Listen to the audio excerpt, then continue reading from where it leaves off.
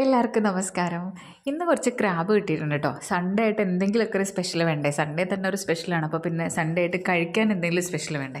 അപ്പോൾ ഇന്ന് കുറച്ചധികം ക്രാബ് കിട്ടിയിട്ടുണ്ട്. പല ടൈപ്പ് ക്രാബ് കിട്ടിയിട്ടുണ്ട്. കുറേ പുള്ളിയുള്ള ടൈപ്പ് ക്രാബ് കിട്ടിയിട്ടുണ്ട്.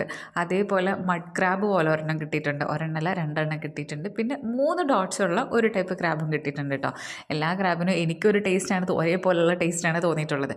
അപ്പോൾ ക്രാബെല്ലാം നല്ല നീറ്റായിട്ട് വെട്ടി കഴുകി വൃത്തിയാക്കി വെച്ചിട്ടുണ്ട് കേട്ടോ. ഇനി നമുക്ക് ക്രാബ് മസാല ഉണ്ടാക്കാം. പാൻ അടുപ്പത്ത് വെച്ചിട്ടുണ്ട്. പാനിൽ എണ്ണ ഒഴിക്കുക. നന്നായി ചൂടായതിന് ശേഷം നമുക്ക് സവാള ഇട്ട് കൊടുത്തിട്ട് സവാള നന്നായിട്ട് വഴറ്റിയെടുക്കാം കേട്ടോ. അപ്പോൾ ഞാനിവിടെ 2 സവാള എടുത്തിട്ടുള്ളൂ. ഇനി നമുക്കൊരു കൈപ്പിടിയോളം കുറച്ച് കറിവേപ്പില ഇട്ടിട്ട് കുറച്ച് ഇഞ്ചി വെളുത്തുള്ളി പേസ്റ്റും കൂടി ഇട്ടിട്ട് നന്നായിട്ട് വഴറ്റിയെടുക്കാം. ഒപ്പം കുറച്ച് തക്കാളി ഇടാം. 2 തക്കാളി ഇട്ടിട്ട് 2 കുഞ്ഞു തക്കാളിയാണ് കേട്ടോ ഇട്ടിട്ടുള്ളത്. അതും കൂടി നന്നായിട്ട് വഴറ്റി മഞ്ഞൾപ്പൊടി ആഡ് ചെയ്ത് കൊടുക്കാം. അത് കഴിഞ്ഞിട്ട് 2 ടേബിൾ സ്പൂൺ മല്ലിപ്പൊടി കൂടി ആഡ് ചെയ്ത് കൊടുക്കാം. അത് വഴറ്റിയിട്ട് നമുക്ക് കുറച്ച് കാശ്മീരി ചില്ലി കൂടി ഇട്ട് കൊടുത്തിട്ട് അതും കൂടി വഴറ്റിയെടുക്കാം കേട്ടോ. പിന്നെ കുറച്ച് ഗരം മസാലയാണ്, ഇത് ഞാൻ തന്നെ പൊടിച്ച് വെച്ചിട്ടുള്ള ഗരം മസാലയാണ്, അതും കൂടി ആഡ് ചെയ്ത് കൊടുത്തിട്ടുണ്ട്. പിന്നെ കുറച്ച് ഉപ്പും കൂടി ചേർത്ത് നന്നായിട്ട് മസാല വഴറ്റിയെടുത്തതിന് ശേഷം ക്രാബ് ആഡ് ചെയ്ത് കൊടുക്കാം കേട്ടോ.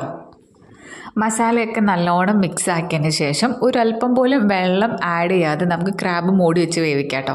ക്രാബ് എപ്പോഴും ഒരു ജ്യൂസി ആയിട്ടുള്ള ഒരു പരുവത്തിലാണ് ഉണ്ടാവുക. അപ്പോൾ അതിനുള്ളിൽ നിന്ന് തന്നെ അത്യാവശ്യം വെള്ളം ഇറങ്ങി വന്നോളും.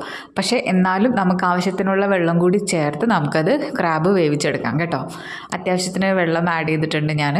ക്രാബ് വെന്ത് കഴിയുമ്പോൾ നമുക്ക് തരിതരിപ്പായിട്ട് പൊടിച്ചിട്ടുള്ള കുരുമുളക് പൊടി കൂടി നന്നായിട്ട് മുകളിൽ വിതറി കൊടുക്കാം. ഒപ്പം കുറച്ച് മല്ലിയിലയും ഒരു 2-3 മിൻറ്റ് ലീവ്സ് പുതിന ഇല കൂടെ ഇട്ടിട്ട് നമുക്ക് ഒരു 2 മിനിറ്റ് കൂടി നമുക്കത് അടച്ചു വെച്ച് വേവിച്ചെടുക്കാം കേട്ടോ.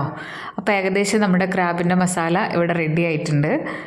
നമുക്കിനി ഇത് 2 മിനിറ്റും കൂടി അത് വേവിച്ചതിന് ശേഷം നമുക്കത് തുറന്ന് ഉപയോഗിക്കാം കേട്ടോ.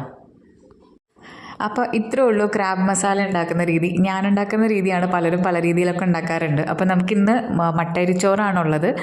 അപ്പം ഇന്ന് മട്ടരിച്ചോറും ക്രാബ് കറിയും പപ്പടമാണുള്ളത്. ഇവിടെ നമുക്കൊരു ചൊല്ലുണ്ട്, ഞണ്ട് കറി ഉണ്ടെങ്കിൽ 2 കറി വേണ്ടെന്ന്. അപ്പോൾ ഇന്ന് 2 കറിയില്ല, ഞണ്ട് കറി മാത്രമേ ഉള്ളൂ.